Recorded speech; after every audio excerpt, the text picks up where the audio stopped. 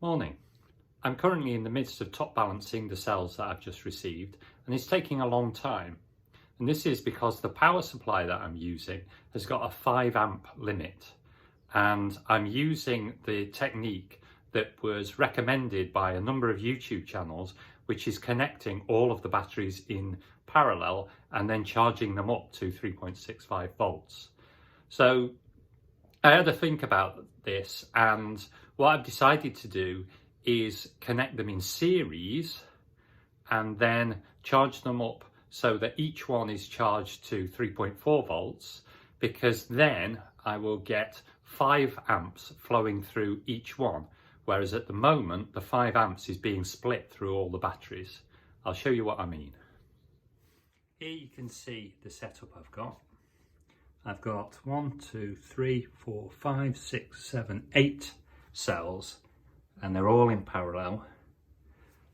I've set my power supply to 3.65 volts, and at the moment you can see I've got 4.806 amps going through it. So that 4.806 amps is being split between these 8 cells. So that means, of course, that we've only got half an amp going into each cell.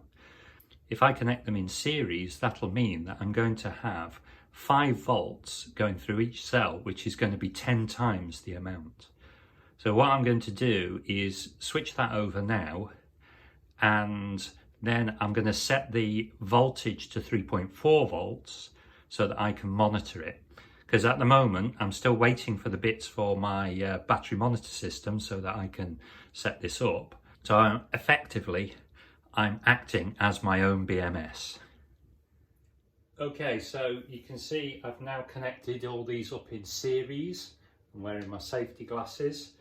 Before I connect the charger, I am going to test that I've done this correctly. So setting it to 20 volts, so basically 3.29, 6.59, 9.88, 13.18, 16.47, 19.76,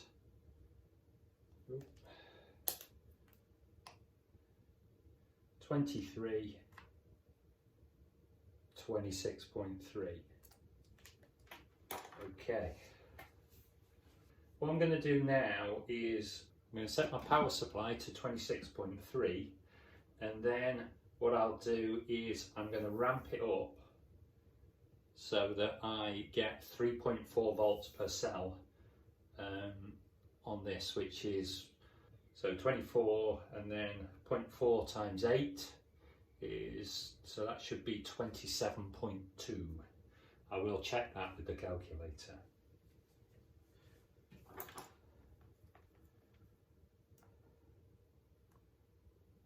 So 26.3, let's connect this, the same.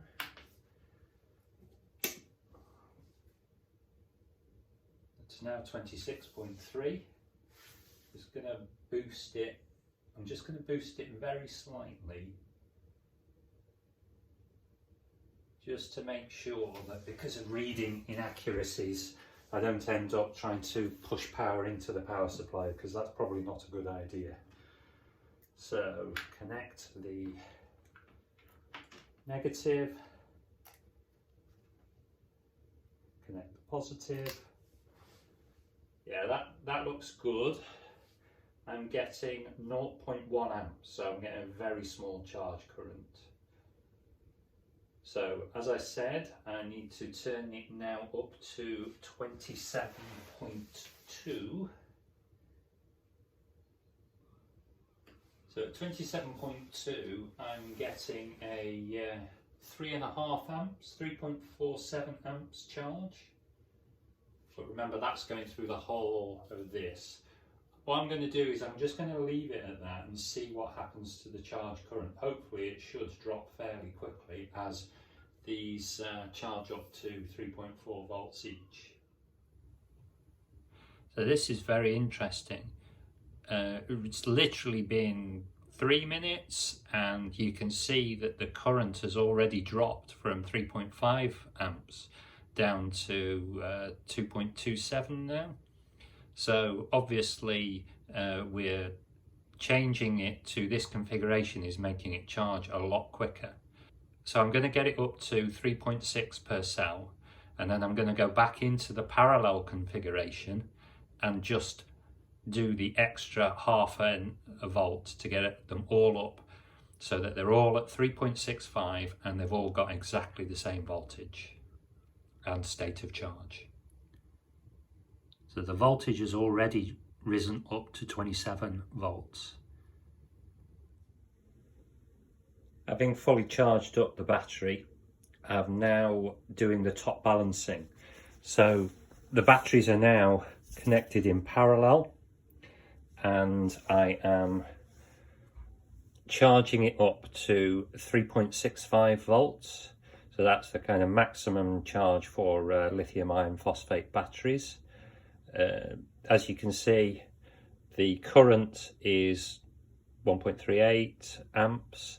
So what's happening is as the battery voltage rises up to 3.65, the current that the power supply can push in is dropping.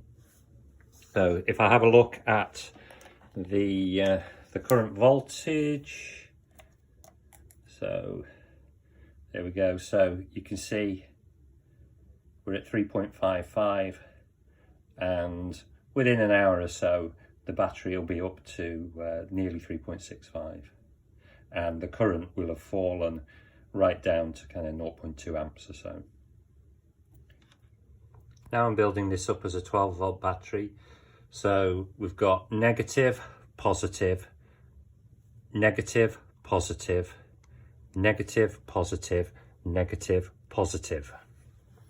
So the bus bars go, so that's going to be the battery negative. So we need to go positive to negative there. And then positive to negative there. And then positive to negative there, and that makes the battery positive, this one.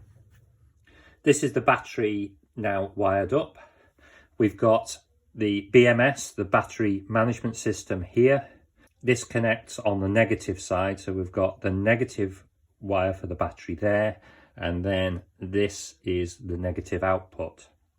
When everything's going well, the battery management system actually connects these two wires so that the whole circuit can be powered, and it's got these monitor wires on each of the battery cells, and if the voltage between those the different cells changes by too much, then it will shut down the battery by making this open circuit so no current can flow.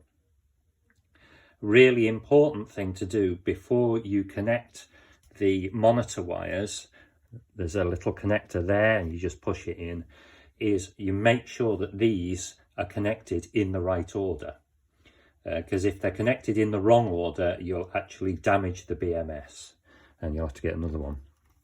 And the way you do that is you can just see here, you can just get at the ends of the connectors, and so you measure the voltage. So if you put one in the black, so that's the first one there, and then you measure, you should be getting 3, 6, 9, 12 volts in that order, and that is what tells you that this is going to work. And don't plug this in for the first time until you've made that check.